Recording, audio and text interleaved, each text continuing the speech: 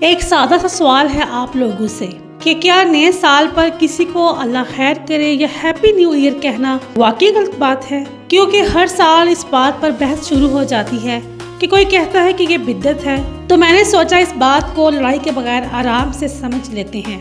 آج میں انجینئر محمد علی مرزا صاحب کی ایک ویڈیو پر ریئیکشن دینے لگی ہوں، چلیے وہ دیکھتے ہیں کہ انجینئر صاحب اس بارے میں کیا کہتے ہیں۔ اللہ تعالیٰ اس آنے والے سال کو پوری دنیا کے مسلمانوں کے لیے بالخصوص اور باقی تمام انسانوں کے لیے بالعموم ایک خیر والا سال بنائے، آمین۔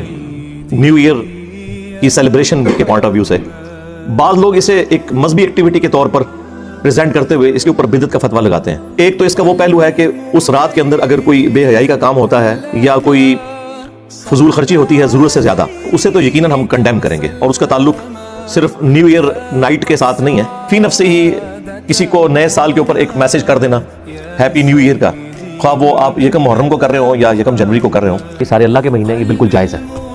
تو اس میں کوئی شرعی گرفت والا معاملہ نہیں ہے، یہ آپ کے سوشل ایشوز ہیں، ان کے اوپر شریعت نے کوئی قدغن نہیں لگائی ہوئی۔ لہٰذا وہ جو حدیث جو سنن ابی داؤد کے اندر موجود ہے، من تشبہ بقوم فہو منہم، جو کسی قوم میں مشابہت اختیار کرتا ہے ان کی، وہ ان میں شمار کیا جائے گا، یہ اس کیٹیگری میں فال نہیں کرتا۔ اسپیسیفکلی ریلیجس ایکٹیویٹیز میں انوالومنٹ ہے، اس کو شریعت کے اندر کوئی دخل اندازی نہیں کہا جائے گا، نہ یہ بدعت کی کیٹیگری کے اندر فال کرے گا۔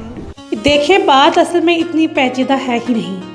جب آپ کسی کو عام دنوں میں دعا دیتے ہیں تو وہ عبادت نہیں بن جاتی۔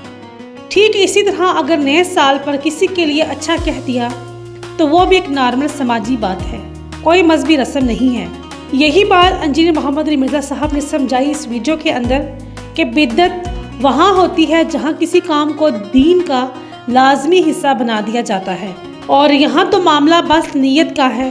اگر نیت دعا کی ہے تو اس پر فتوے لگانے کی کوئی ضرورت بنتی ہی نہیں، چاہے کوئی یکم جنوری کو کہے یا یکم محرم کو کہے، سب دن اللہ کے ہیں۔ ہمیں تھوڑا سا ایک دوسرے کو اسپیس دینا سیکھنا ہوگا، کیونکہ دین ہمیں جوڑنے آیا ہے، توڑنے نہیں۔ اگر آپ کو یہ بات اچھے طریقے سے سمجھ آئی ہو تو کمنٹس میں اپنی رائے ضرور دیں۔ آج کی ویڈیو صرف یہیں تک، کل ملتے ہیں ایک نئی ویڈیو میں ایک نئے ریئیکشن کے ساتھ۔ اپنا بہت سا خیال رکھیے گا، اللہ نگہبان۔